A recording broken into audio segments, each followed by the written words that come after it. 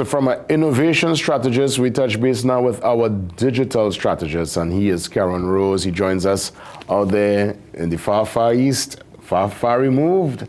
The man was now ordering groceries. We talking here groceries, TNT on his phone, The man sit down, full groceries, and it's going to be delivered by his doorstep. That is, you're living in the future, Keron. You're living in the future, my friend. Wow. Welcome. Yeah.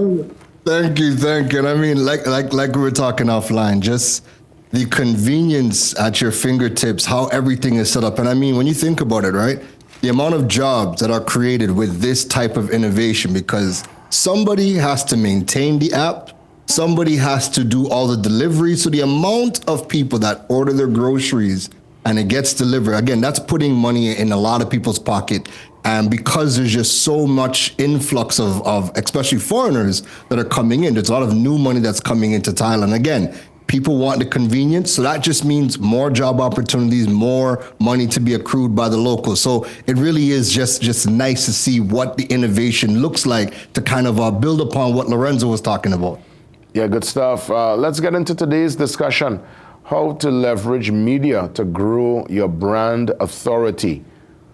Where do we start, Keron Rose? Yeah, so this is a big topic, and I mean, you're somebody who knows about this very well. Being in the media space, I think because the world has gotten to this place where digital is seen as the only real way to build your business, what happens is we forget about all of the traditional media platforms that if you're a business owner or you're somebody that wants to be seen as like a leading expert in the space, you get that ability or you get that authority by getting on some of these platforms like, Lorenzo Hodges just came and talked on CNC3 and talked about innovation. Somebody that's watching that would now see Lorenzo as the expert. But we forget about traditional media and its role when it comes to building authority. If Oprah were to call you right now to come on her show, or if the New York Times called you for an interview, you're going to jump up and you're going to get on these platforms, right? Because media is still seen as that place to really build authority. So the starting point is to start owning your industry. You have to even want to be known as an authority figure, because most times people get into business, they are so focused on working in the business, they forget about expanding the business and working on the business. So I think it starts off with, do you even want to be seen as like a leader within whatever your respective space is?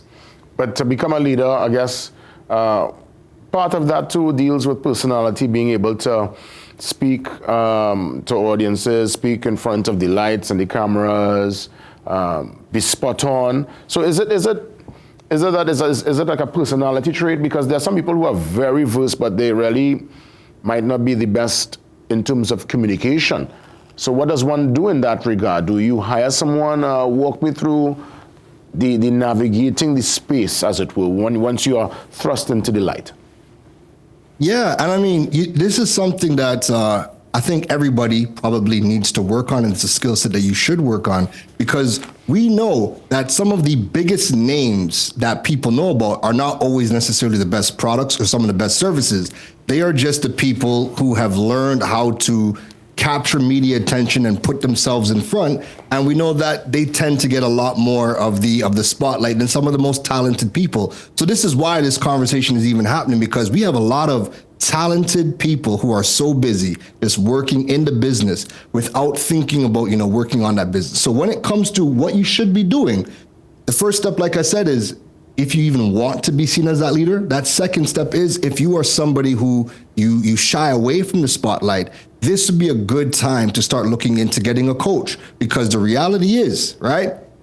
If you are a place that makes roti and you want to be known, not just in your neighborhood, but you want to be seen as one of the top places in the world that makes roti, then you're going to have to get on platforms like Forbes. You're going to have to get on the entrepreneurs.com. You're going to have to get on Yahoo Food Vlog Week. Like, you're going to have to get on these platforms that have that international audience. That way, when people are Googling, when they come to Trinidad and Tobago for the very first time and they Google, hey, top places to eat roti, we should be seeing you at the top of the list. And usually what shows up at the top is usually going to be your information or an interview that you might have done on one of these authoritative platforms. What about hiring the services of an influencer, someone who aligns with your brand, speaks well, massive following, and they have that power of being able to convince people to buy a product or service? You think an influencer could step in to help you leverage?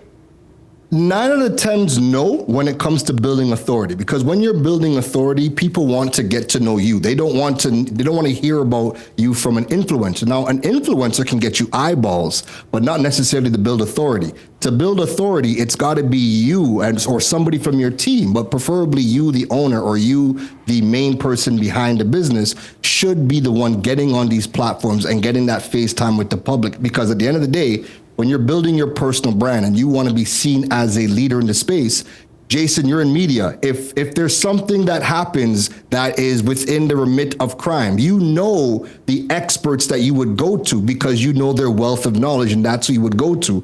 That is what everybody should be aspiring to be able to be for the media, because you are going to be seen as a go-to expert whenever they do call. There's a reason why when you look at some of the biggest names in the world and you go to their websites, everybody has on their social media and also on their websites the as seen on New York Times, as seen on CNN, because all of that allows the world and the public to know that this is somebody who is seen as an authority figure. So you want to be that for whatever your respective space is.